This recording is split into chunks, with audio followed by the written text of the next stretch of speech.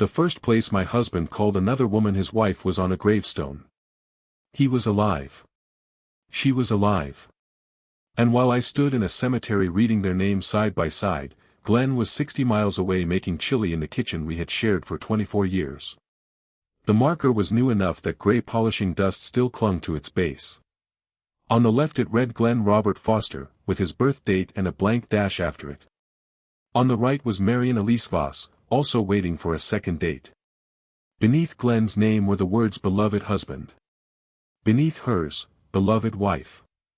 Between them, over two intertwined branches, was one word, together. My brother Nate said, Leah. I held up one hand. If he said Glenn's name, I thought I might hear an explanation easier than the one cut into stone. Grandma was buried in Greenbank's older St. Luke's section, and we had come after a windstorm loosened the bronze vase on her grave. Nate brought a rubber mallet. I brought work gloves and coffee. It was the kind of errand Glenn avoided by saying cemetery talk made him uncomfortable.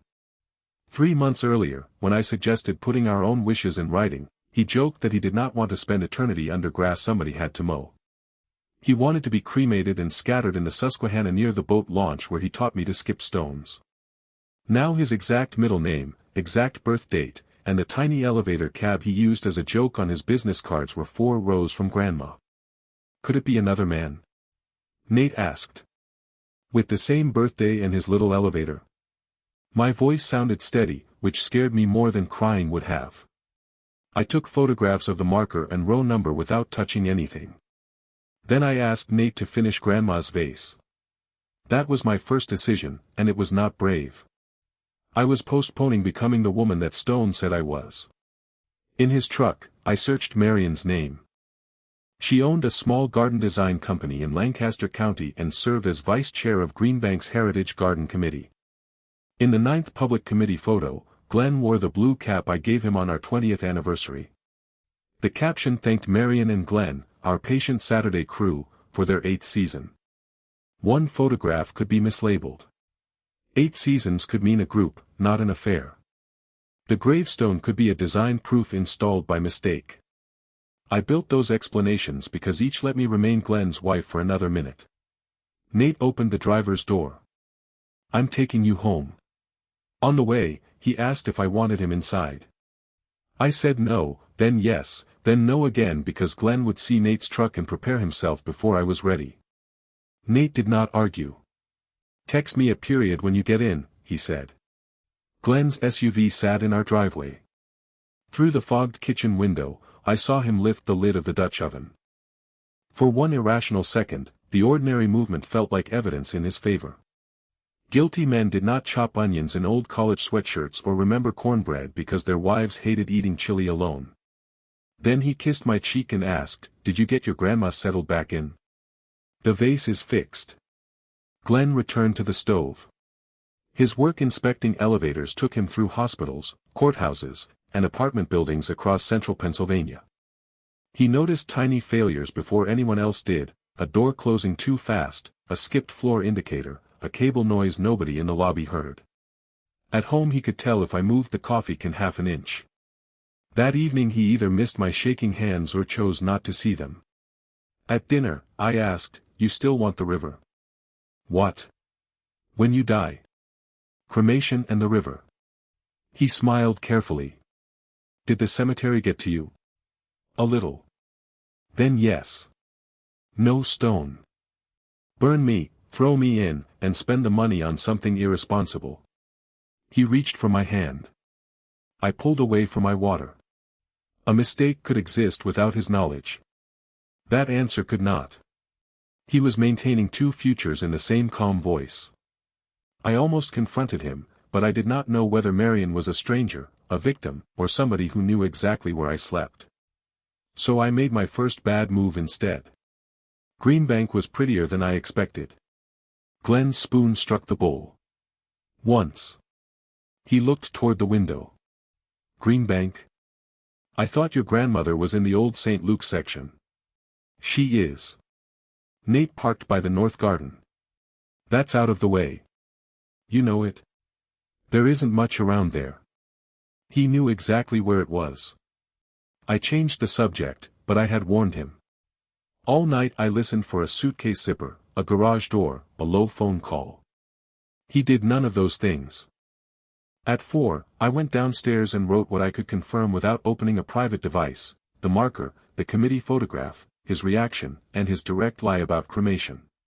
I train emergency dispatchers for the county. My job has taught me that panic fills silence with guesses, and guesses harden into facts if no one labels them. I made 2 columns, seen and assumed. Under seen were 5 lines. Under assumed were a marriage, an affair, a funeral, and the end of my life as I understood it. Glenn left at 7, saying he had 2 inspections near York. After his SUV turned the corner, I called Greenbank. The office manager could confirm only that the marker was active and installed with authorization.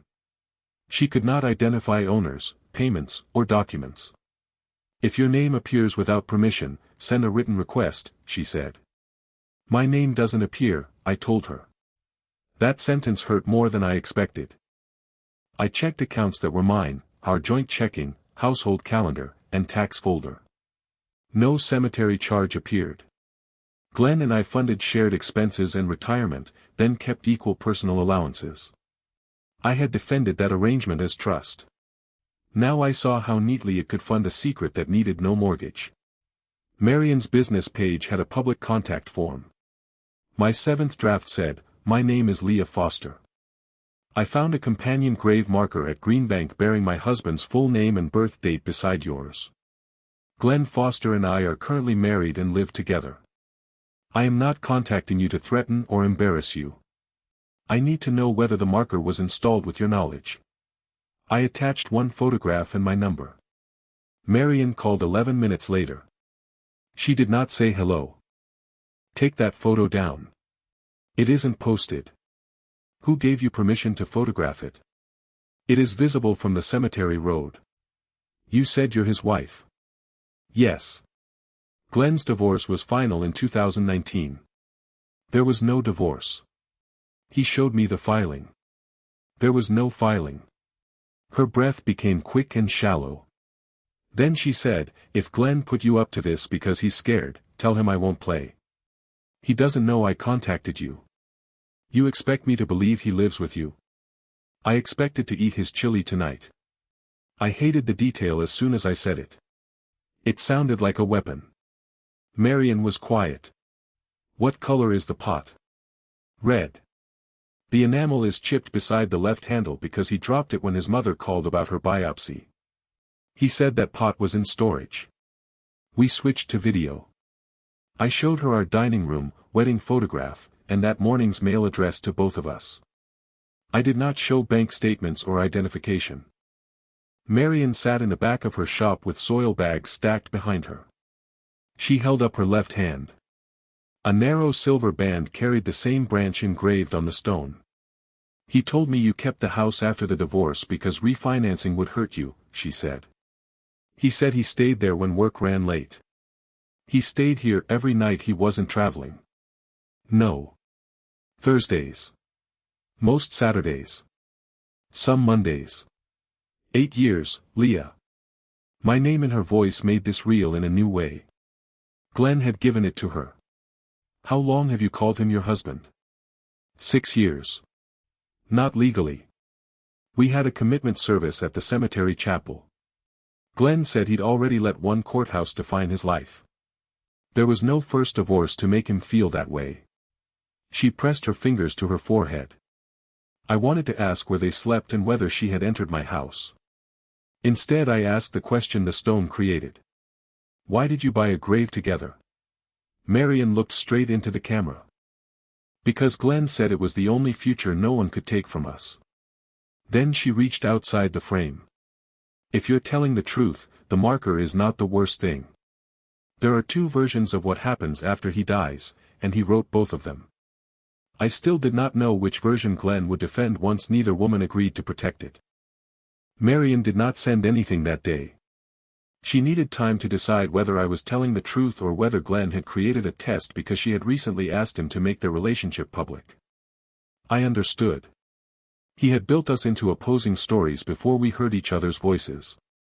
In mine, Marion was an unknown woman beside my husband's future grave. In hers, I was an ex-wife refusing to release a house. If either of us behaved badly, he could use it to prove the other version. We set one boundary: no one would contact Glenn for 24 hours. Marion would choose which of her documents to share. I would send only enough current proof to establish that my marriage had never ended. I sent a heavily covered first page of our latest joint tax return, our homeowner's declarations page, and a photograph Nate took at our anniversary dinner 7 weeks earlier. Marion replied, "He told me you had not celebrated together since 2018. That evening Glenn came home with lemon bars from the bakery near her shop. He said a vendor left them at the inspection office. I stared at powdered sugar caught in the bag fold and remembered how often he claimed to dislike lemon. "You don't want one?" he asked. "Not hungry." "You okay?" "Cemetery headache." He studied me. "You should let Nate handle that stuff." Then he ate both bars. I wondered how many things I believed about Glenn were simply habits assigned to the correct house. He left his phone by the sink while he showered. I knew the passcode. I stood there until the screen darkened, then walked away. 1,000 messages would prove the affair Marion already described. I needed the structure: how Glenn stayed present in 2 places, what he had promised, and whether anyone else relied on his false status. The next morning Marion sent a photograph of a cream folder labeled Greenbank PRE Need Planning. The contract listed her and Glenn as separate owners of adjacent interment rights. Marion had paid for the companion marker, and Glenn reimbursed half from his own account. Nothing called them legally married. The words beloved husband and beloved wife appeared on a design approval bearing both signatures. A note from Glenn said, "Keep the titles." Paper was never the part that made us real. The second file was worse. Greenbank had given them optional planning workbooks for music, speakers, obituary facts, notification lists, and disposition wishes. The books were not wills and did not settle the rights of a legal spouse. They recorded intentions. Glenn filled out 2 in the same block handwriting he used on grocery lists. In Marion's copy, he was her devoted partner of 8 years, a Greenbank volunteer, and a man who rebuilt his life after a painful separation. I did not exist by name. Our marriage was an early union that ended privately. His notification list began with Marion, then his sister Celeste, then the garden committee chair. Personal objects included his blue cap, his mother's watch, and the smooth river stone on our bedroom dresser. He was taking the river stone. I asked. He said you gave it to him when the divorce became civil. We picked it up on our honeymoon. Marion closed her eyes. I didn't know. Marion said Glenn had given her the other workbook last winter as proof that I had accepted a long separation but refused any discussion of her. It described cremation, no formal service, and ashes released into the Susquehanna. It was dated almost 4 years earlier and written as if I supplied the answers. Under person responsible, Glenn wrote, Leah Foster, former spouse and current co-owner. Under special instruction, Leah is not to be confronted about Marion before disposition. Celeste will explain after the river service. I read that line 3 times.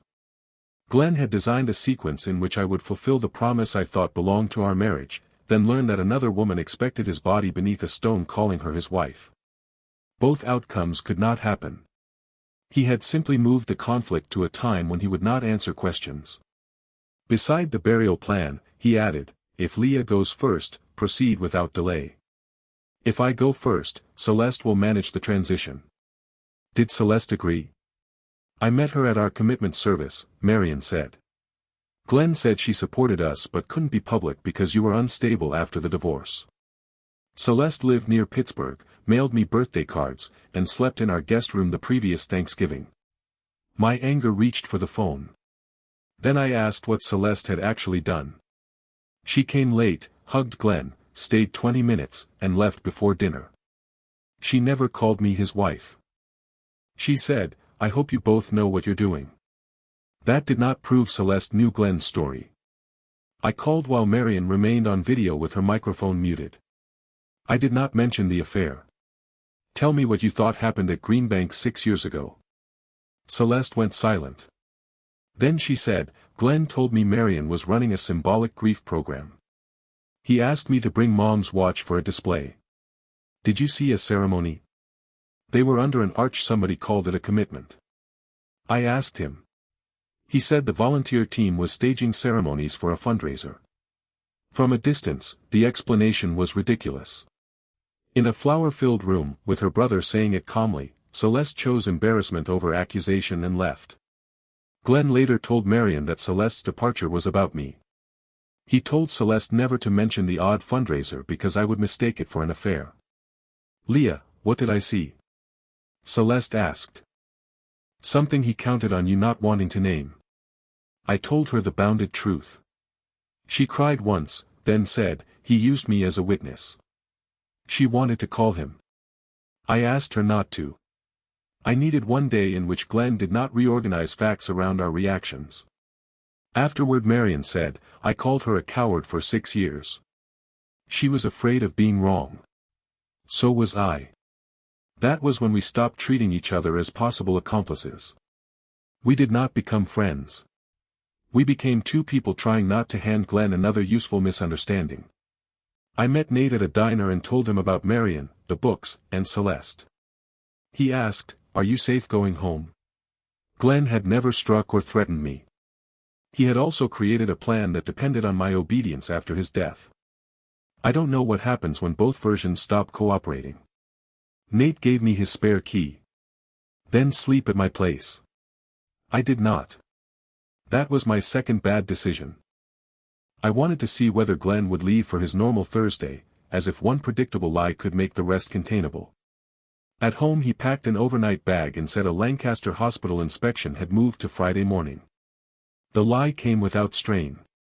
He kissed my forehead and asked if I wanted lemon bars. Since when do you like lemon? His hand paused on the strap. I don't. You do. I hate lemon, Glenn. For 1 second neither of us moved. Then he laughed too loudly. Right. That's Marion's. He stopped. His face changed before he finished the name. Not guilt first. Calculation. He looked at my phone, my keys, then me. Who's Marion? I asked. A vendor.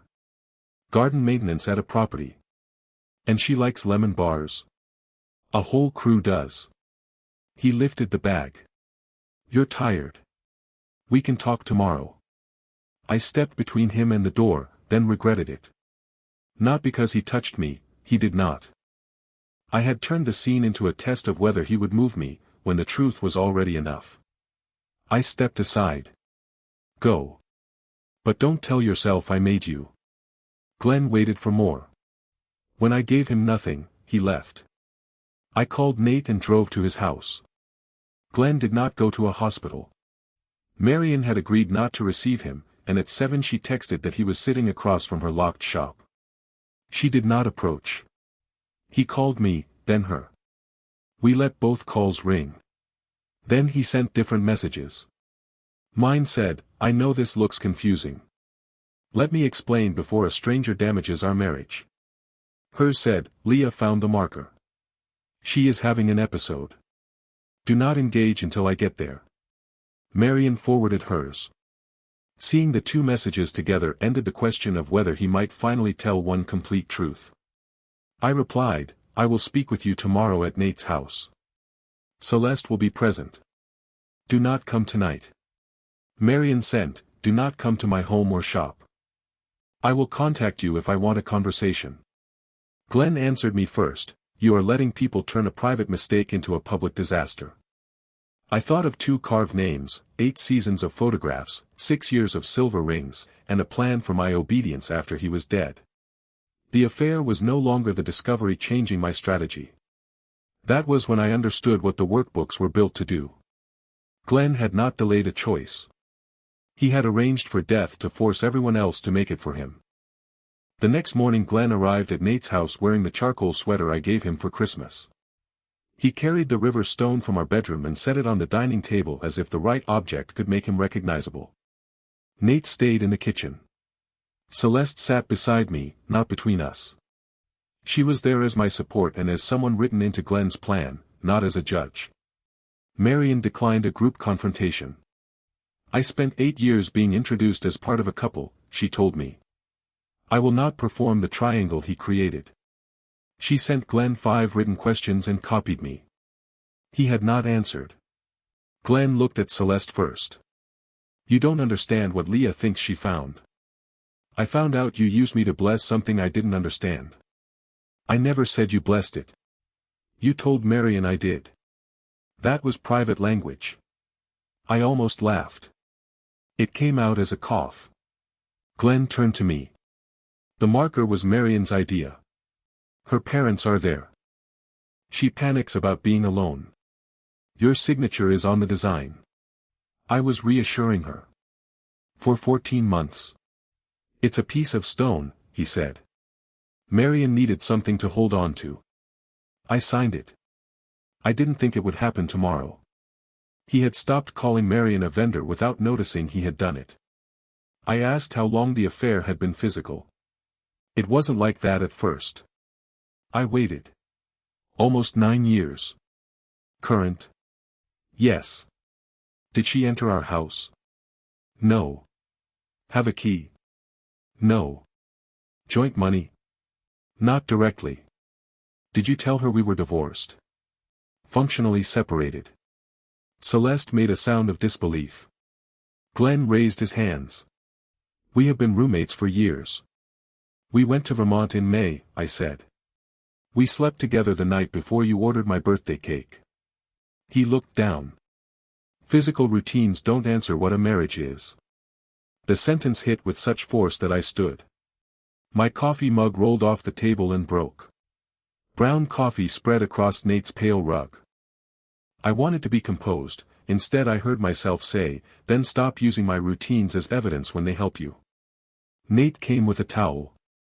Glenn started to kneel.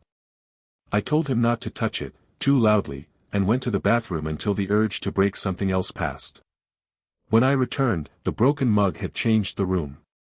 Glenn could no longer describe me as a dispatcher processing an incident.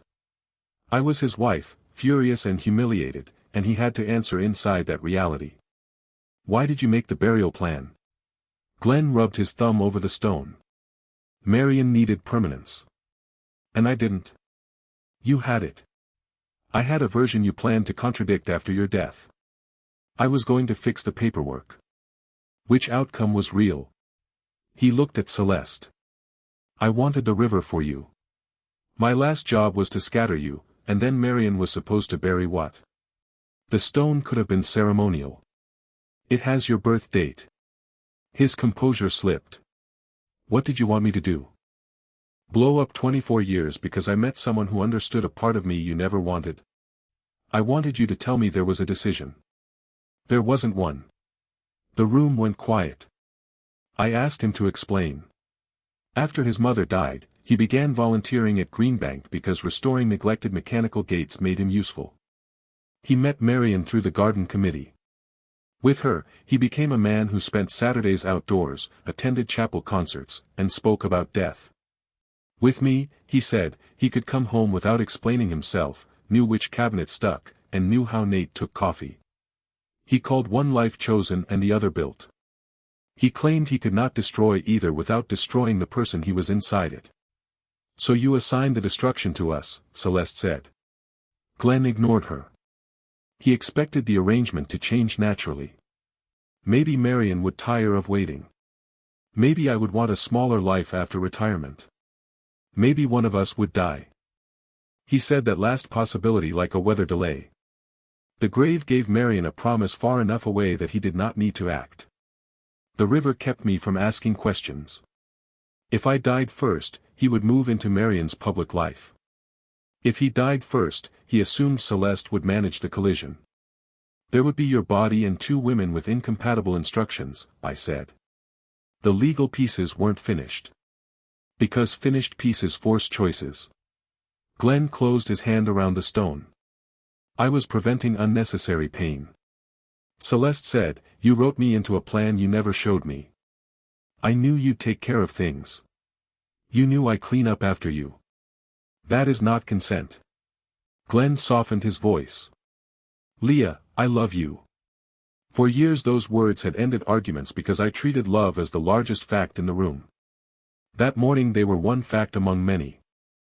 Did you love Marion when you approved the marker? Yes. Did you love me when you promised the river? Yes. Then love did not stop you from removing our choices. He accused me of reducing a complicated life to papers. I told him the papers mattered because they showed what he expected others to do. Then I gave the only announcement I had prepared: he would not return to our house that day. It was jointly owned. I was not pretending I could evict him. My attorney said we could agree on temporary access and expenses or seek formal orders. Nate found a furnished rental for 1 week. Glenn could accept it while our lawyers made a plan, or have his attorney contact mine. You have an attorney already? I spoke to one yesterday. Before hearing me. I heard you for 24 years. I needed to know what I could decide now. Glenn pushed back his chair. Marion did this. She always said you would punish her. Marion refused to see you last night. I showed him the 2 messages: stranger damages our marriage, Leah is having an episode. You used the same fear in opposite directions. His face reddened. She had no right to share private messages. You had no right to make my stability your alibi. He asked if removing the marker would make me talk at home without an audience. The issue isn't granite. Then why can't I come home? Because I don't know what you do when both stories stop cooperating. I need 3 days without you there. Celeste handed him Marion's questions.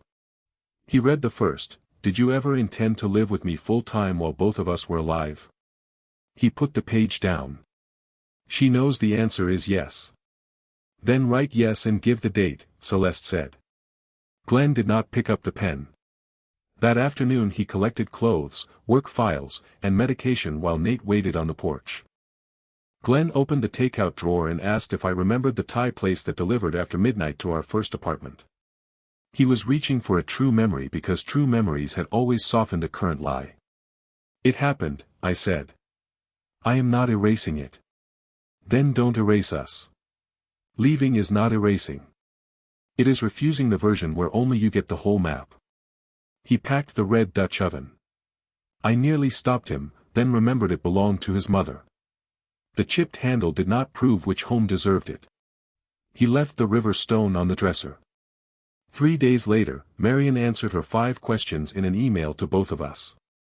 She would not continue with a married man, be named as Glenn's spouse, or accept responsibility for his funeral, property, or notification chain. She wanted the marker removed and the interment right separated if the contract allowed it. She did not call his employer or publish photographs. She corrected the committee chair because the committee publicly presented them as a couple and because they jointly held access to tools and donations.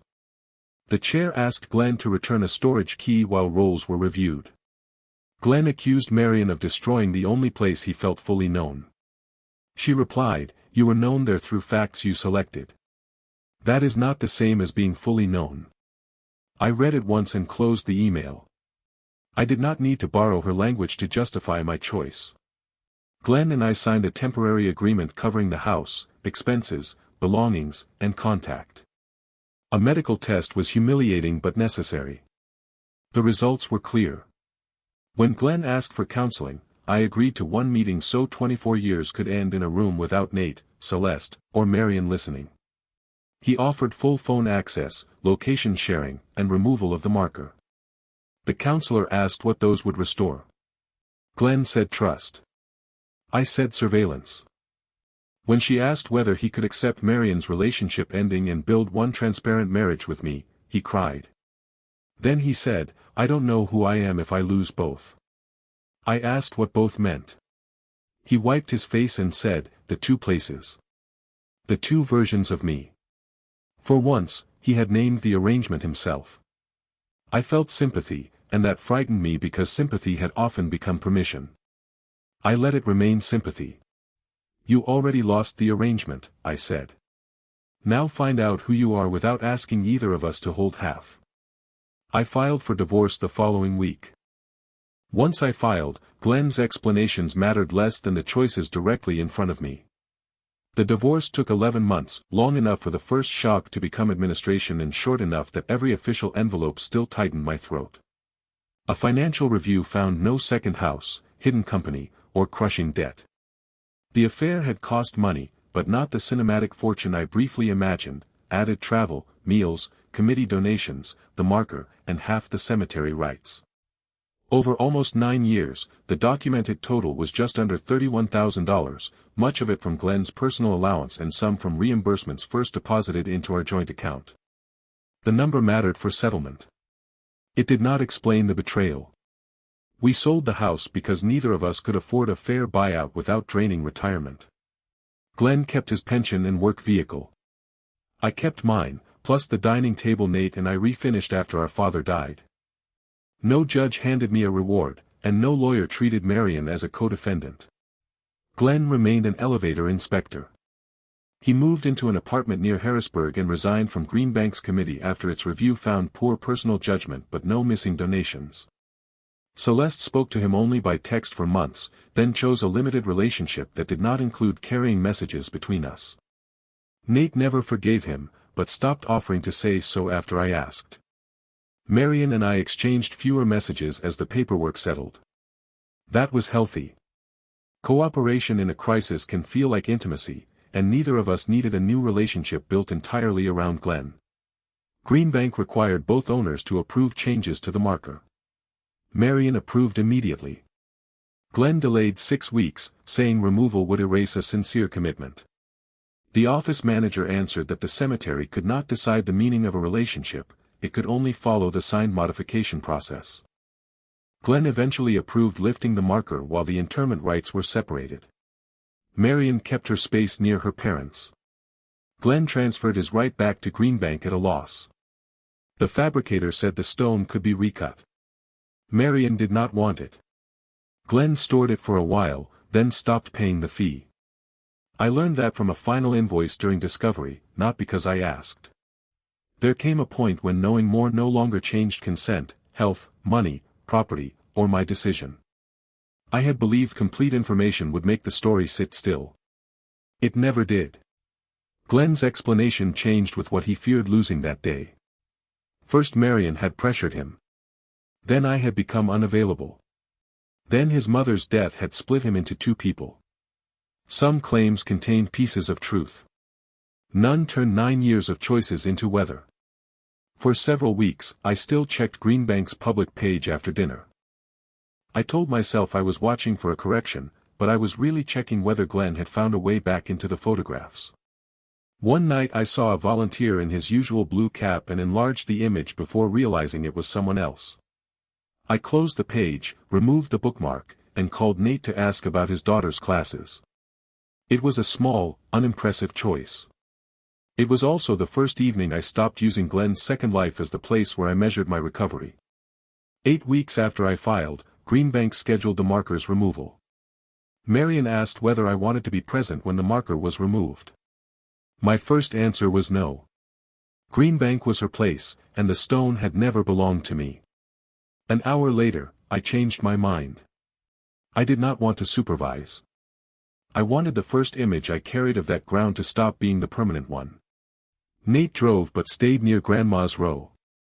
Marion waited beside the plot in a canvas coat, holding 2 coffees. We had never met in person. For a few seconds, we looked at each other with the uncomfortable recognition of people who know private facts but not ordinary preferences. "No lemon," she said, offering me a cup. I almost smiled. "Thank you." The crew attached padded clamps and lifted the granite onto a low cart. It took less than 4 minutes. Under it lay a dark rectangle of damp earth bordered by pale grass. I expected relief. Instead I grieved something that had never been mine, the confidence with which 2 living people had written the ending of a story they did not understand. Marion touched the silver branch ring. "I keep thinking I should have known," she said. "He never spent Christmas morning with me.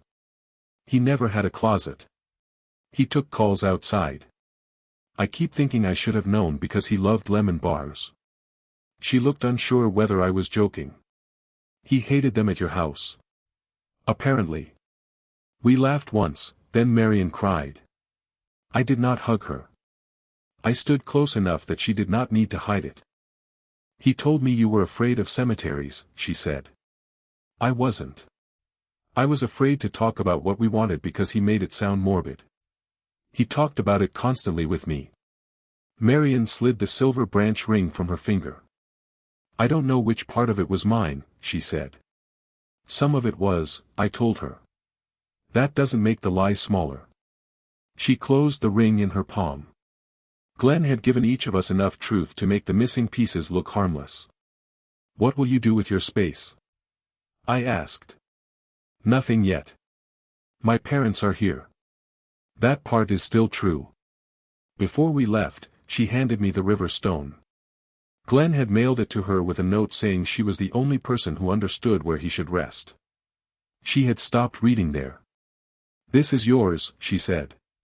I closed my hand around the smooth gray surface, then opened it. It isn't. The stone came from a public river.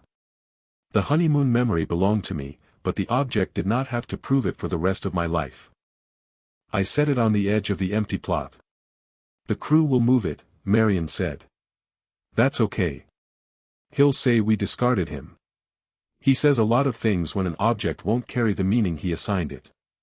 We walked toward the parking lot separately. I did not look back to see whether the stone stayed. Almost a year later, I was renting a brick duplex with a narrow balcony and a kitchen too small for the dining table unless one leaf stayed folded. My decree was in a fireproof box. Glenn and I communicated only about a tax amendment. One Saturday Nate called to say another storm had tilted Grandma's vase.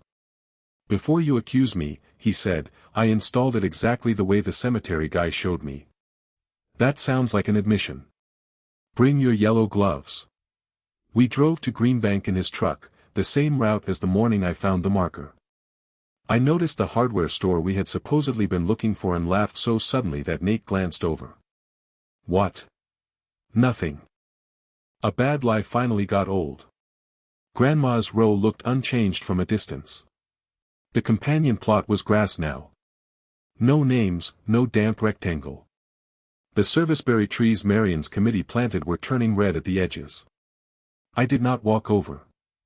Nate and I reset the vase, cleared leaves from the lettering, and ate sandwiches on the low wall. He told me his daughter had changed majors again. I said my new dispatch trainees kept saying copy instead of received because they watched too many police shows. Ordinary conversation felt extravagant. On the drive home, Nate asked whether I still wanted my ashes in the Susquehanna. I had not realized he remembered. For most of my marriage, I would have answered with whatever kept the subject light.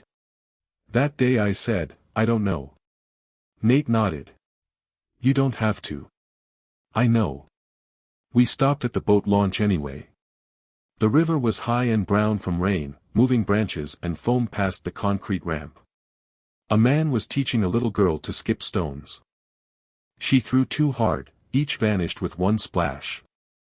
I thought about the promise Glenn and I made there, and I did not declare it false. We had been young. We had loved each other. A true memory did not become a contract for every future version of us. Nate found a flat stone and offered it to me. I almost threw it, then handed it to the girl. She tried again. 2 skips, then 3. Her father cheered like she had crossed an ocean. Nate and I stood there until the light began to thin. Then he asked, ready? I watched the girl try one more stone and said yes. When we left, I carried nothing from the river, and for the first time in a year, an unwritten future felt like something I owned.